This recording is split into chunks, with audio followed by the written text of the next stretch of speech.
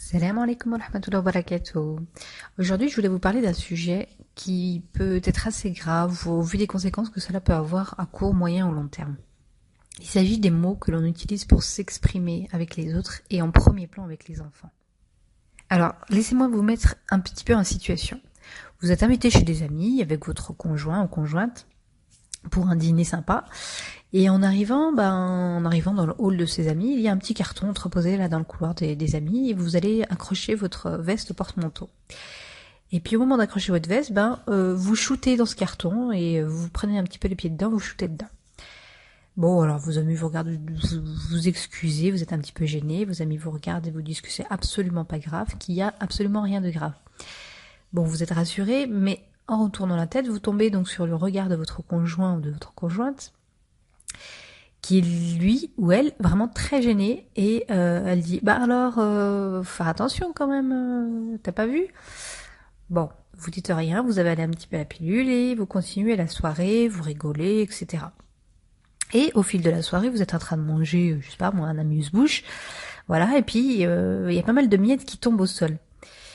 Encore une fois, il y a rien de grave bien sûr, mais cette fois-ci, votre conjoint, votre conjointe, il vous regarde carrément de travers et vous lance un petit ça fait 2 fois là, hein, 2 trucs, fais attention quand même. Bon, vous continuez la soirée un petit peu exaspéré, tant bien que mal, stressé par les remarques de votre conjoint ou de votre conjointe.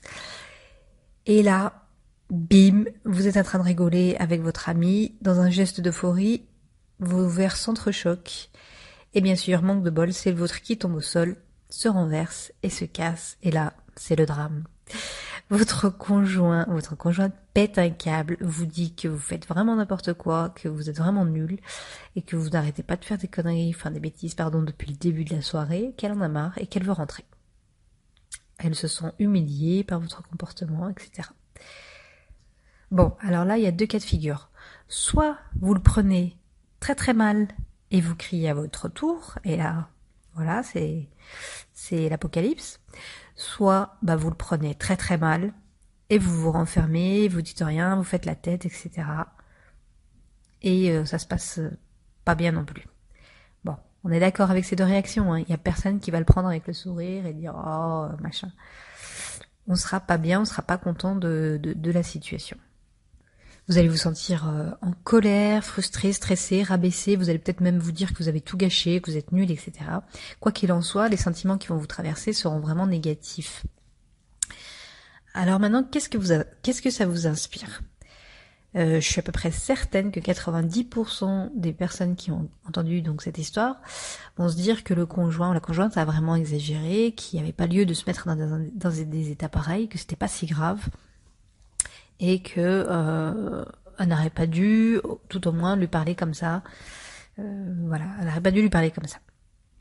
Maintenant, imaginons une autre situation. Au lieu de s'énerver, de péter un plomb, si on l'avait tout simplement aidé à trouver une pelle ou une balayette, ou alors qu'on l'avait aidé à ranger, à ramasser les bouts de verre, etc. Personne n'aurait été blessé dans son amour-propre, et la soirée aurait pu continuer tranquillement comme elle avait commencé, dans la joie et la bonne humeur.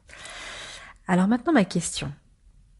Pourquoi ce qui semble tellement naturel et évident entre adultes ne l'est pas lorsque l'on s'adresse à un enfant?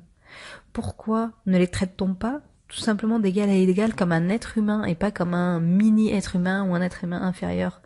C'est un être humain à part entière, on adapte simplement nos attentes à son potentiel intellectuel et physique, c'est tout. On sait que son cerveau est pas totalement mature, donc on adapte à ça. Mais ça reste un être humain. Comme l'adulte, l'enfant se sent frustré, il se sent en colère, il se sent blessé lorsqu'on lui parle mal. Et en général, on n'hésite pas à les blesser même dans leur amour-propre. Et ça contribue vraiment à la destruction de la confiance en lui.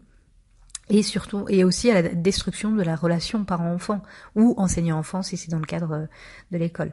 Pourquoi prend-on toujours des pincettes pour s'adresser aux gens à l'extérieur, dans la rue, au travail, etc. Et avec nos propres enfants, les personnes qu'en général on aime le plus au monde, pourquoi on n'en prend aucune? Pourquoi on n'en prend aucune ou très peu? Voilà, donc je vous laisse réfléchir à cette question. N'hésitez pas à me laisser vos réactions et vos commentaires sous la vidéo pour pas qu'elle soit trop longue. Et ben, je reviendrai dessus pour la prochaine vidéo. Je réagirai donc à vos commentaires s'il y en a, à vos questions, etc. Voilà, je vous dis à très très vite dans une prochaine vidéo. Salam alaikum.